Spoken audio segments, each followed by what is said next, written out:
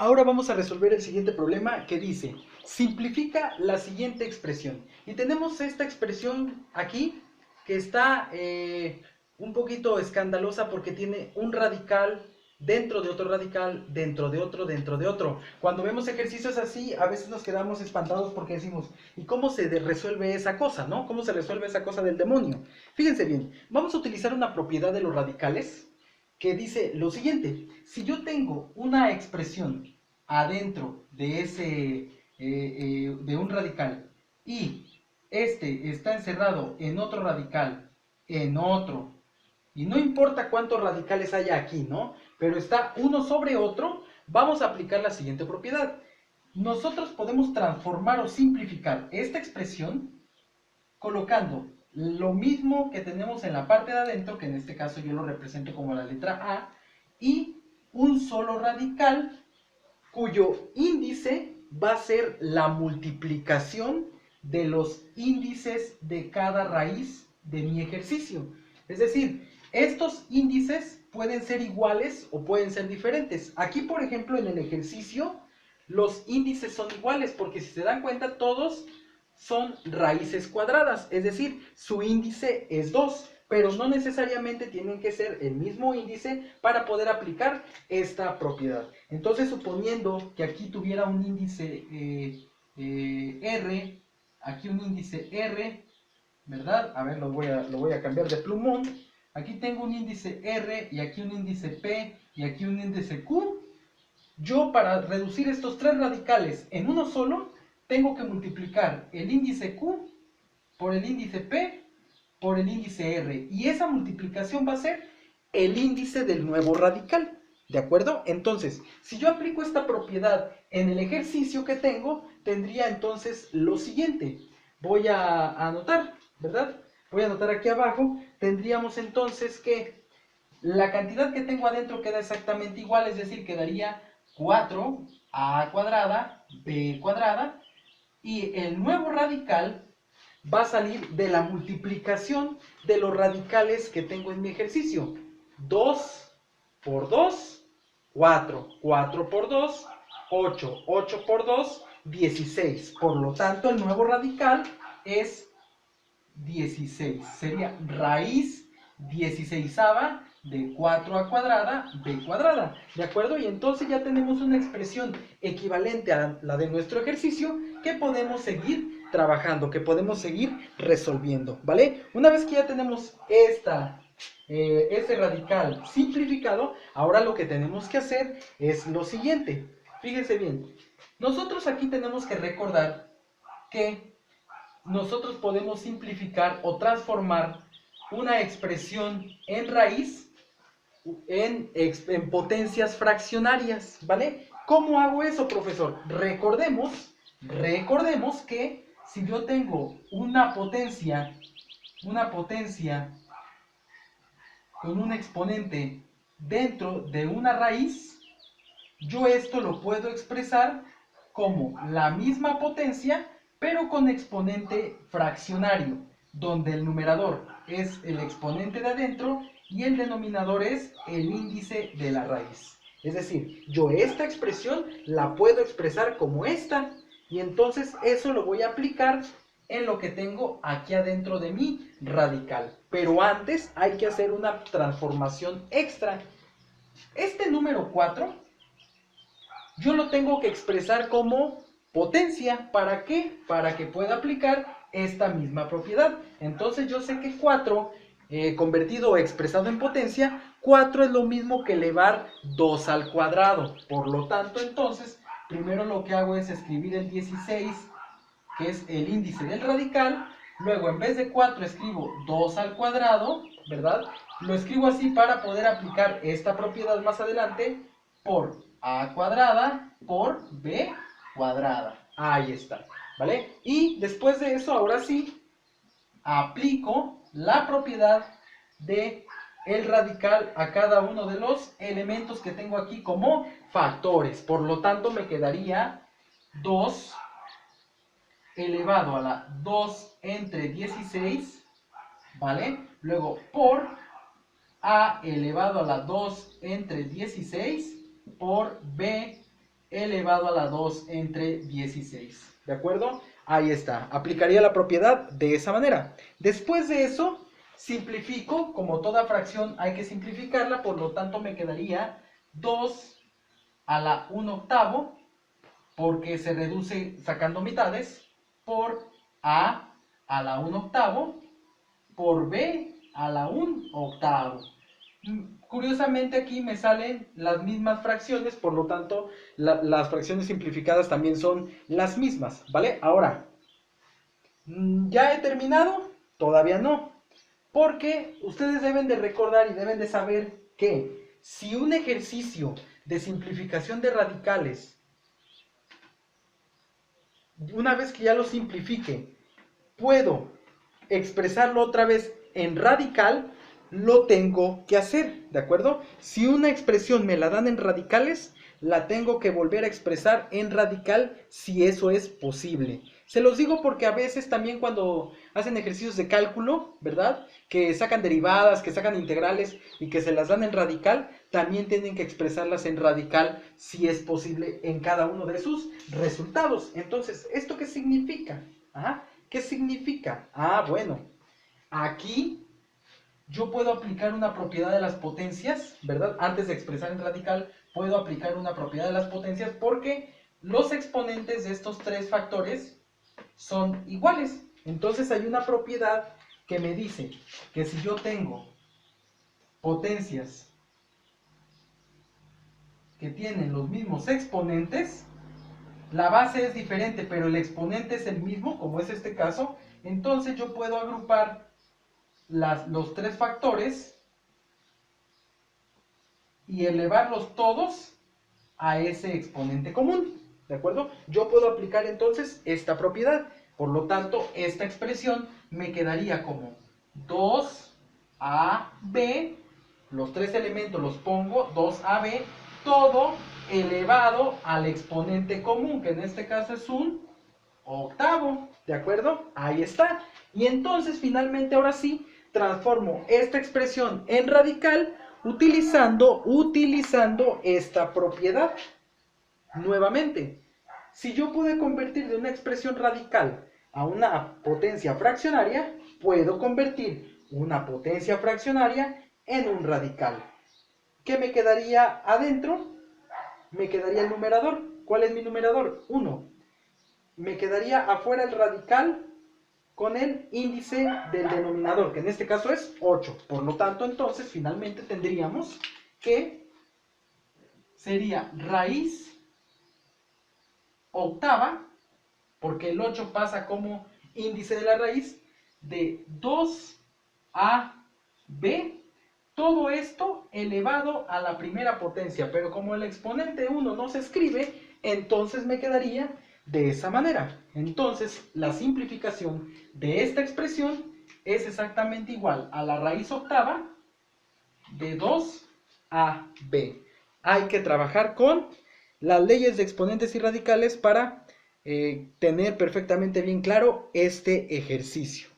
¿De acuerdo? Y bueno, vamos a resolver ahora otro ejercicio más que tiene que ver con raíces complejas, ¿vale?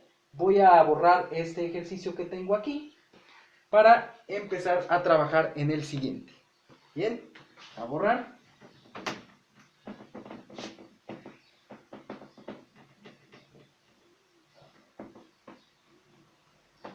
Borramos este ejercicio de aquí. Y bueno, vamos a trabajar con el siguiente ejercicio que dice lo siguiente. Resuelve la siguiente fracción compleja. Resuelve la siguiente fracción compleja. Y viene una fracción que es la siguiente. 1 entre 1 menos 1 entre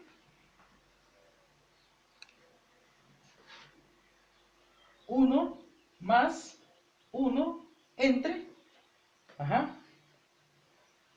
3 menos 1 entre 1/6 más 1/3. Ahí está. Espero que se alcance a ver en el video. Tenemos entonces esa expresión compleja, ¿de acuerdo? Esa expresión compleja y aquí viene el signo igual, ¿vale? Ahí está. Es una expresión compleja que tenemos que resolver. Son operaciones con fracciones. E igual también nos espantamos por ver operaciones de ese tipo, ¿de acuerdo? Aquí la clave para resolver este tipo de fracciones complejas es ver, primero tener bien determinado dónde está la línea principal de la fracción. Aquí el signo igual me dice cuál es la línea principal de la fracción. Es decir, esa línea es la que me separa el numerador del denominador de la fracción principal. Eso es lo primero que tengo que observar, ¿de acuerdo? Ahora, ya sé que todo esto me va a dar el denominador y el numerador es 1. Tengo que seguir observando. Ahora, al 1 de aquí le tengo que restar todo esto. Esta línea es la que me separa el numerador del denominador de toda la fracción a la cual le voy a restar 1 menos esa operación, ¿vale? Y así, cada una de las líneas, si se dan cuenta, se va haciendo cada vez más pequeña. Entonces, siempre busco la línea más pequeña de mi fracción y hago la operación que está junto a esa línea más pequeña. Normalmente la primera operación que hago es la que se encuentra debajo de esa línea más pequeña. ¿Cuál es la línea más pequeña? Esta de aquí.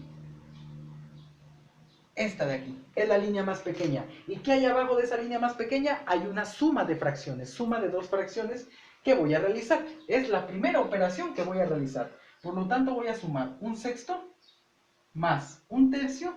Y todos sabemos que sumar dos fracciones es muy sencillo. 3 por 6, 18. Y luego multiplicado cruzado, 1 por 3, 3. Más, porque es una suma, 1 por 6, 6. Y 6 más 3 son 9 18avos. Que si simplificamos sacando tercias, ¿verdad? Me quedaría 3 arriba y 6 abajo. Y si volvemos a sacar tercias, me quedaría un 1 arriba y un 2 abajo. ¿De acuerdo? Ahí está. Si hubiera sacado a lo mejor dividido todo entre 9, pues también llegaría a un medio, ¿vale? Entonces, un sexto más un tercio es igual a un medio. Por lo tanto, mi expresión la reescribo. Me quedaría un 1 entre 1 menos 1 entre 1 más 1 entre 3 menos 1 entre un medio. ¿Sale? Un medio. Porque ese es mi resultado que acabo de obtener. Ahí está.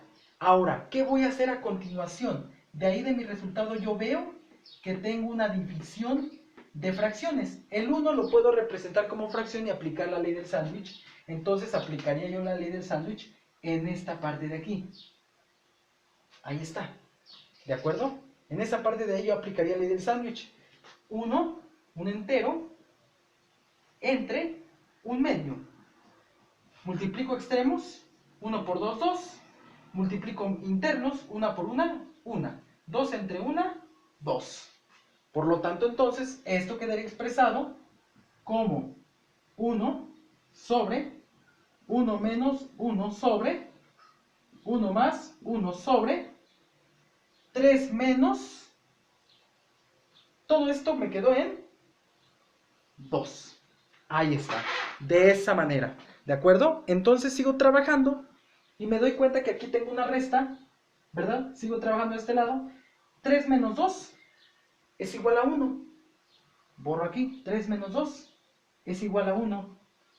Y 1 entre 1 es 1. Ahí está.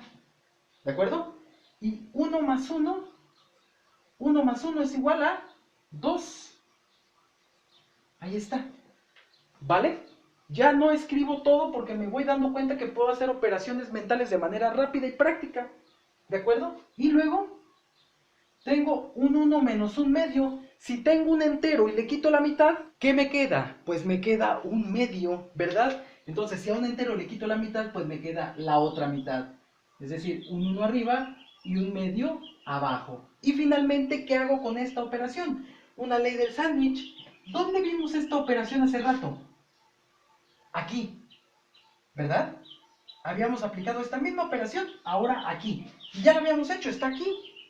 Hicimos una ley del sándwich, que en este caso reciclo porque esta operación ya la había hecho previamente, ¿verdad? Y dividir un entero entre un medio aplicando la ley del sándwich y me da como resultado 2. Por lo tanto, el resultado de toda la fracción compleja es exactamente igual a 2, ¿vale? Aquí lo importante y la clave de estos ejercicios es detectar cuál es la línea más pequeña y abajo de ella comenzar a trabajar con las operaciones. Recuerden que el tema de este ejercicio son fracciones complejas, que normalmente se ven en el primer semestre de bachillerato, ¿vale? Para que le den una leída al temario y sobre todo que resuelvan los ejercicios de este tema, ¿vale? Bien, vamos a seguir avanzando, vamos a resolver otro problema. Vamos a borrar este de aquí.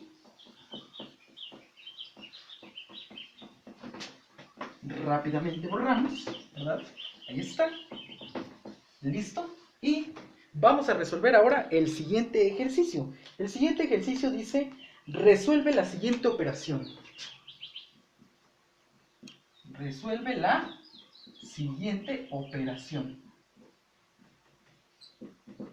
Y viene esta operación que voy a escribir a continuación, ¿verdad? 36 entre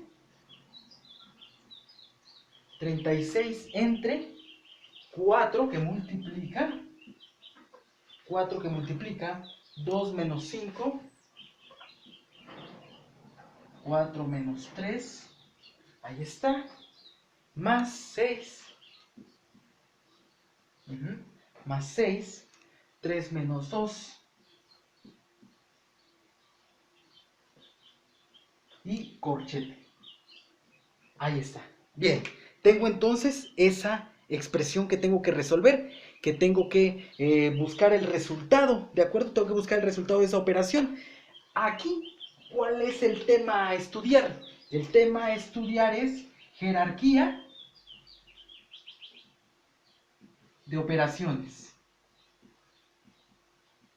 Tengo que estudiar jerarquía de operaciones. ¿Para qué? Para saber cómo voy a simplificar una expresión que tiene diferentes tipos de operaciones, que tiene sumas, restas, multiplicaciones, divisiones, puede tener potencias o raíces, ¿vale? Recuerden que en el orden de las operaciones, primero se resuelve lo que hay dentro de paréntesis, o dentro de corchetes, o dentro de llaves. Recordemos que existen para agrupar operaciones los paréntesis, los corchetes, las llaves y los vínculos, ¿vale? Esto de aquí se llama vínculo y también me sirve para agrupar operaciones. ¿Por qué hago hincapié en esto? Porque si observan su ejercicio,